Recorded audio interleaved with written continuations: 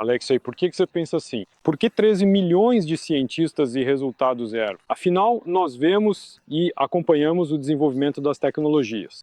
Sim, em algumas áreas há progresso, mas esse mesmo progresso deveria acontecer em outras áreas, biomedicina, energia, tecnologias de transporte, de todos os tipos, não só nas estradas, mas também voadoras, espaciais, enfim, várias tecnologias de transporte.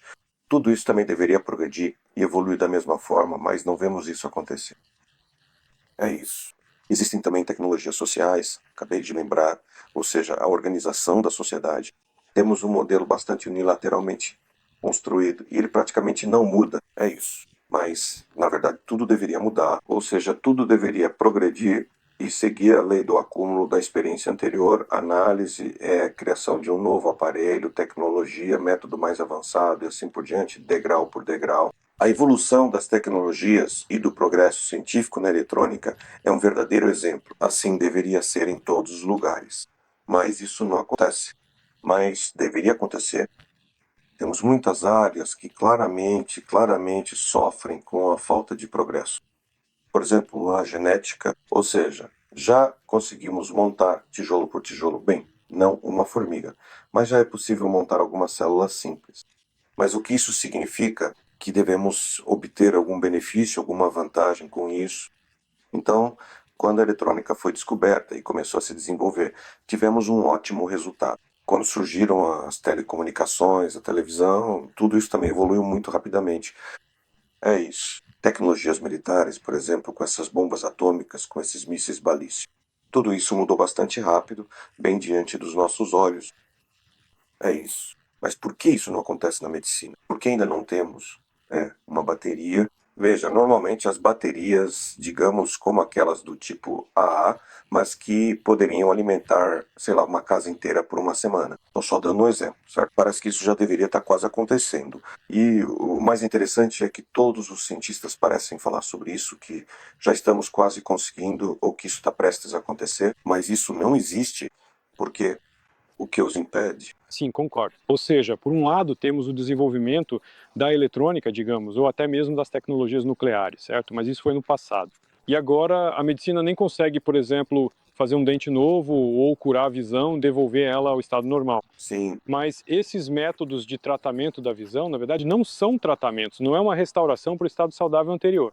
E assim é com qualquer HM, com qualquer área da saúde, né? Muito raro que algo realmente se recupere. Na maioria das vezes, são apenas paliativos, cirurgias, amputações, implantes, algo assim, mas não uma restauração completa para o estado saudável. sim. Ou seja, temos uma situação estranha em que uma parte da nossa vida está no século XXI, ou já quase no século XXII, enquanto os outros aspectos da vida ainda permanecem como estavam no século XVIII, XIX ou até antes disso. É um desequilíbrio evidente. Isso não é normal. O ser humano é algo no universo que se desenvolve, se tudo estiver normal, se tudo estiver indo corretamente, ele se desenvolve de maneira equilibrada em todas as direções. Sim, pode haver, por exemplo, algum pequeno desequilíbrio em determinado período, digamos, 5 anos para um lado, depois 5 anos para o outro, mas no geral, ao longo de um século, não deveria haver esses desequilíbrios. Algo claramente não está se encaixando aqui, e, ao que parece, há razões para isso. Sim, fiquei muito surpreso quando descobri isso. Eu lia muita ficção científica na infância e ainda leio e percebi que os clássicos da ficção científica, aqueles que lemos hoje, foram escritos nos anos 50 e 60 do século XX, ou seja, já se passaram 50 anos. E nos livros de ficção científica eles já voam para Marte, para outras galáxias, fazem tantas coisas enquanto nós nem conseguimos sair dos limites da Terra. Aqui existem várias razões, e sobre cada uma delas é preciso falar um pouco mais detalhadamente. Então, a primeira razão, provavelmente a mais fundamental e essencial, é que a estrutura da ciência moderna se posiciona como uma casa de busca livre, uma casa de pensamento livre e restrito. Mas, na verdade, não é assim que funciona. Se olharmos um pouco para a história recente, mais ou menos documentada, a história da própria criação do projeto da ciência, porque a ciência, na essência, o que temos hoje é um projeto alemão. Isso é uma invenção puramente alemã. essa busca pela verdade, a argumentação, a repetição de experimentos, tudo isso, digamos assim, é da escola alemã. Ela não se refere apenas à Alemanha. É, digamos, uma abordagem geral, por assim dizer. Essa escola surgiu da igreja, ou seja, na essência, o projeto Ciência foi criado como um antagonista ao projeto da igreja. O projeto da igreja, a igreja, qualquer religião, no centro de tudo sempre está quem? Ou seja, é a personalidade de Deus que criou tudo. Ou seja, alguém cria algo e alguém. A ciência, por sua vez, seguiu exatamente um projeto espelhado, ou seja, lá, algo, o Big Bang criou algo e depois alguém, por exemplo, o ser humano na Terra. Bem, não só o ser humano, mas tudo, toda a vida. Assim como Deus criou toda a vida, que toda a vida foi criada pelo Big Bang, onde explodiu alguma coisinha que não se sabe de onde veio. Sim, sim, sim. E depois de só de algo apareceu alguém. Ou seja, repare, essa é a paradigma da ciência, porque se você ouvir qualquer entrevista com qualquer cientista, isso fica muito claro como um fio condutor. Se encontrarmos algo em comum, não importa se é na Lua ou, digamos, em algum deserto, pedras que se movem ou qualquer outra coisa, ou então se há algum processo estranho, eles sempre procuram saber o que poderia ter causado aquilo. Ou seja, qual processo foi responsável por aquilo. Eles sempre excluem a possibilidade de alguém estar envolvido. Por isso, para o mundo científico, por exemplo, toda essa história de alienígenas já é considerada uma piada, porque a própria concepção deles rejeita essa ideia. Eu acho até engraçado quando os cientistas modernos tentam encontrar alienígenas. Eles não têm a religião certa, nem a igreja certa, eles estão procurando por algo. Eles certamente vão encontrar processos, mas, digamos assim, se você saiu de casa e viu que o canteiro de flores que antes estava no seu lugar ali na esquina, perto da entrada, de repente foi movido 1 metro, certo? Então, o cientista vai procurar o processo que moveu aquilo. Ele não vai procurar uma pessoa, um alienígena que tenha movido aquilo. Ele vai procurar um processo. E essa é uma abordagem sem saída. Ou seja, sim, pode ter havido algum processo, como uma chuva, gelo, mas também pode ter sido alguém. E, assim, temos dois projetos antagônicos diferentes, cada um puxando para o seu lado separadamente. Uns veem a vontade de Deus em tudo, enquanto outros procuram um processo. Mas a nossa vida é integral. É preciso buscar ambos juntos, né? E eu acho que um dos grandes fracassos da ciência moderna, da atual falta de progresso, está justamente nisso. Então, acontece que a ciência já começa cometendo um erro, ela não considera a existência de alguma força criadora inteligente. Ou seja, ela atribui tudo a processos aleatórios, certo? Ou seja, isso já é uma exclusão de uma grande, digamos assim, parcela, não é? Uma grande área. Sim, absolutamente certo. O segundo ponto interessante são as relações com o poder. Isso também é, de fato, talvez até mesmo o mais importante, o segundo ponto-chave aqui será esse. O poder, por sua natureza, o controle, pressupõe o ocultamento de conhecimento, o ocultamento de informação.